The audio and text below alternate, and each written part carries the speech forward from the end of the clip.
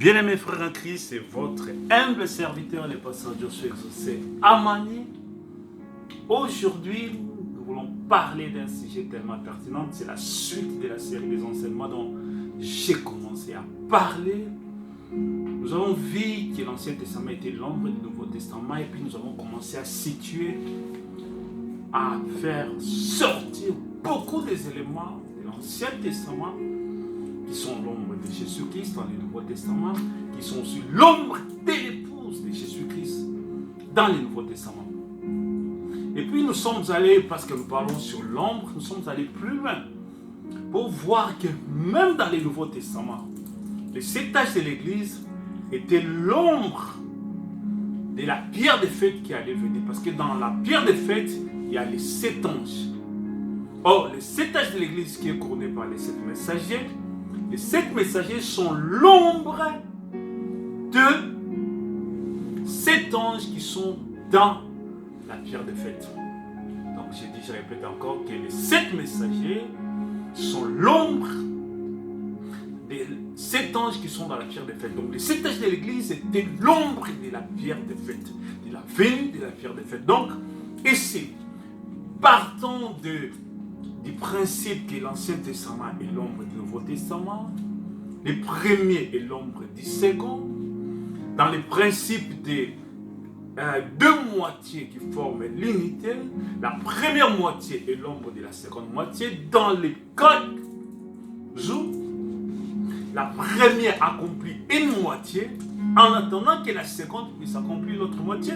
C'est comme ça que l'Ancien Testament et le Nouveau Testament, ce sont les 2 moitiés d'une même unité qui est la Bible. L'Ancien Testament accomplit une partie et le Nouveau Testament vient accomplir l'autre partie. Donc tout ce que l'Ancien Testament accomplissait, c'était l'ombre du Nouveau Testament. Donc nous sommes entrés profondément dans tous ces genres de principes de l'ombre. Parce que l'ombre annonce la venue de celui qui vient. L'ombre annonce les successeurs.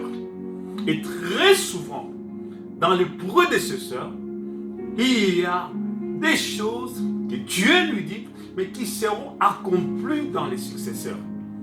Et cela place automatiquement le prédécesseur comme étant l'ombre du successeur. C'est de ce que nous avons vu avec Moïse et Josué. Que Moïse était l'ombre de Josué. Moïse avait reçu la révélation que tu prendras les enfants d'Israël, donc la commission, de l'Égypte et tu vas les faire entrer à Canaan. Mais dans la réalité, Moïse a accompli une moitié, une partie de l'unité qui est une moitié. Et beaucoup de promesses que Moïse avait reçues, c'est Josué qui les a accomplies. Donc c'est Josué qui les a accomplies.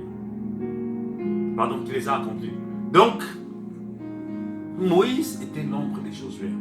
Il a accompli, partant du principe de 2 moitiés d'une unité, Moïse a accompli une partie et Josué est venu accomplir la seconde partie. Et nous avons aussi vu que Élisée a parachevé beaucoup de promesses que Dieu avait faites à Élie. Que tu oindras Élisée, Élie a accompli, mais pour aller oindre un autre, le roi, je crois, le roi syrien, et notre roi d'Israël, c'est Élisée qui est allé accomplir, je crois, ça doit être, attends, les noms m'échappent. Hein? Donc, c'est Élisée qui a envoyé même un enfant pour aller oindre ce roi-là, Jéhu. Vous voyez? Donc, Élie était l'ombre d'Élisée. Donc, partons de cette première promesse, toute l'Ancien Testament était l'ombre en attendant leur tête. La tête, c'est Jésus-Christ, la pierre de fête. Les rédempteurs pour la liberté, pour les libérer de la captivité. Nous avons vu que ceux qui sont dans l'ombre, ils attendent dans l'ombre. Tous ceux qui étaient dans l'Ancien Testament, quand ils mouraient, ils allaient dans les paradis. La Bible dit qu'ils allaient loin du lieu très saint. La Bible dit qu'ils attendaient la venue du Messie. Ils attendaient la venue du libérateur. Ceux qui sont dans l'ombre, ils sont dans l'attente. Voilà, c'est le principe fondamental de l'ombre. Parce que dans l'ombre n'achève pas la course. L'ombre n'achève pas la mission. L'ombre accomplit la mission mais il laisse une partie pour que le successeur puisse venir accomplir l'autre partie. L'ombre, je répète encore, l'ombre n'achève pas la mission, mais l'ombre accomplit parfois la grande partie de la mission et laisse la place au successeur qui viendra parachever, qui viendra mettre la pierre des fêtes, qui viendra achever la mission. C'est ce que nous avons dit avec Moïse. Moïse a accompli la grande partie de la mission, mais il a laissé la place à Josué qui a achevé la mission. C'est ce que nous avons dit avec Élie et Élisée. Élie a accompli la mission, une partie de la mission. Il laisse la place à Élisée de venir parachever la mission. Donc l'ombre accomplit une partie et il laisse l'autre partie au successeur pour venir achever la mission. Et nous avons vu que tous ceux qui étaient dans l'ombre, ils attendaient, ils étaient dans l'attente. Quand ils mouraient, ils ne pouvaient pas aller à la place finale. Ils ne pouvaient pas aller au repos final. Ils allaient quelque part dans l'attente, appelé les paradis. Là où ils attendaient la venue de Jésus-Christ. Ils ont attendu la venue de Jésus sur la terre. Et quand ils sont allés, ils sont aussi allés attendre la venue de Jésus là-bas parce que Jésus devait venir arriver là-bas pour les délivrer. Voilà pourquoi dans le psaume, il est dit qu'à sa mort, il a rendu captif la captivité. Il a rendu captif, c'est-à-dire le lieu où les saints allaient était appelé captif, les paradis. Quand Jésus est venu, il est allé les faire sortir d'esclavage. On appelle ça les paradis. Et il les a amenés à la 6e dimension, au nouveau paradis.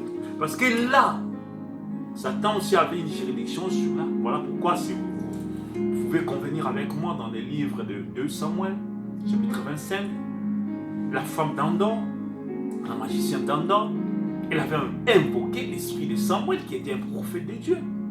Et l'esprit de Samuel est apparu. Il a réprimandé Saoul. Il dit, mais comment? Pourquoi tu m'appelles? Pourquoi tu m'as fait venir? Il dit que non, je suis dans les troubles. L'Éternel m'a abandonné. J'ai cherché l'Éternel, il ne m'a pas répondu. Voilà pourquoi il a dit, mais non. Si l'Éternel n'a pas répondu, ça ne veut pas dire que tu deviens ennemi de Dieu. Parce que ce que tu as fait là, tu es devenu ennemi de Dieu. Et puis il va prophétiser. Il dit, demain à 7 heures, tu seras ici avec moi. Donc, demain, Saoul, le roi Saoul de l'Ancien Testament, est allé là où se trouvait Samuel. Donc, dans l'ombre, ils allaient dans la tente. C'était une juridiction, le diable avait une main sûre, parce que la reine d'Endor, la sorcière d'Endor n'était pas une servante de Dieu, n'était pas une prophétesse de Dieu, c'était une magicienne, c'est quelqu'un qui invoquait les esprits des morts.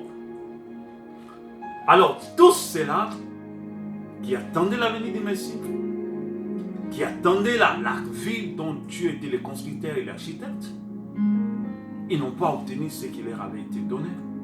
Dans l'attente, ils sont allés dans le lieu d'attente, en attendant que le Messie arrive.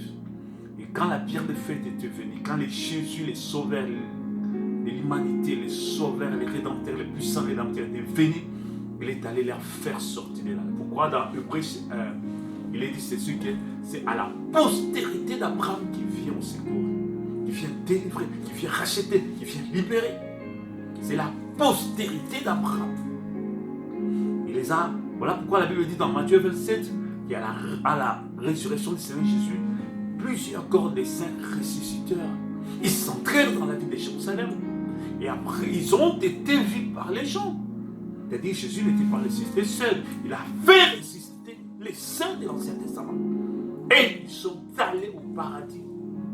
Là où il les a placés dans la nouvelle place, qui est le paradis, qui est la 6e dimension.